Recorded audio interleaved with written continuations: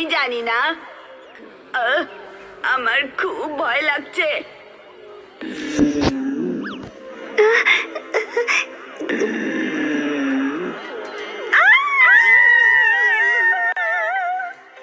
Hello বাচ্চারা, ভয় পেও না। আমি মিস বিদ্যা। আমি আজকে বাঘের মতো সেজে এসেছি। বাঘ? হ্যাঁ বাচ্চারা, আর আমরা আজকে বাঘের ব্যাপারে পড়াশোনা করব। বাঘ গর্জন করে একদম যেমন আমি করলাম। বাচ্চারা, বাঘ হলো একটা বন্য প্রাণী যে বনে থাকে। তাদের লালচে কমলা রঙের লোম হয়, সঙ্গে কালো ডোরা কাটা।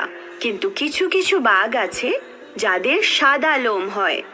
আমরা তাদের চিড়িয়াখানায় দেখতে পাই। তাদের খুব কম জঙ্গলে দেখা যায়। লোম মানে কি? পশুদের শরীরে যে চুল থাকে তাদের লোম বলে, যেমন আমাদের শরীরেও আছে। ও, লোম মানে চুল? হ্যাঁ বাচ্চারা, তারা হলো বন্য প্রাণী। তার মানে তারা আমাদের সাথে বাড়িতে থাকতে পারবে না। তারা থাকে জঙ্গলের মধ্যে। বাচ্চারা, তোমরা কি জানো বাঘের বড় আর ধারালো দাঁত হয়? তারা অন্য পশুদের খায়।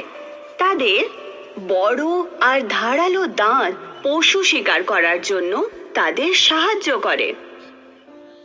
বাহ! আচ্ছা বাচ্চারা, কে কে সাঁতার কাটবে? আমি। বাহ! চলো বাচ্চারা, দেখো ঠিক তোমাদের মতোই বাঘও কিন্তু সাঁতার কাটতে ভালোবাসে। চলো আরেকবার মনে করে নি আমরা বাঘের ব্যাপারে কি কি জানলাম। বাঘের রং কি হয় বলো তো? কমলা আর সাদা লোম, তার সাথে কালো ডোরা কাটা। হ্যাঁ, খুব ভালো ঈশান। ঠিক আছে, বাঘেরা কোথায় থাকে? ঘরে নাকি জঙ্গলে? জঙ্গলে থাকে।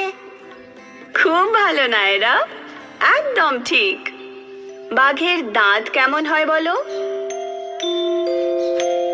বড় আর ধারালো। খুব ভালো রিয়া, একদম সঠিক। তাদের বড় আর ধারালো দাঁত কেন থাকে বলো?